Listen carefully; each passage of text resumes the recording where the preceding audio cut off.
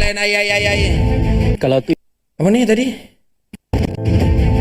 Khairul Aming kongsi minum minuman manis. Doktor Rafidah bersuara, saya berbuka dengan air kosong. Kita orang tak nak peduli pun doktor. Lantak doktor lah nak buka dengan apa pun. Nak berbuka dengan air kosong ke, kan? Nak berbuka dengan air manis ke, nak berbuka dengan apa, lantak doktor. Ini hak masing-masing doktor, kan?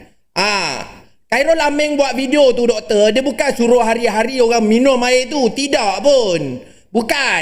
Bukan macam tu cara dia. Bukan setiap hari orang kena minum air manisan. Dia kan kata 30 hari resepi doktor. 30 hari resepi tu, setiap hari tu resepi yang berbeza-beza untuk orang buat. Bukannya hari-hari orang minum air manis tu. Doktor tak payah sembang lah doktor. Doktor pun type sambil minum kok kan. Tak payah lah doktor. Doktor ni tak relax kan.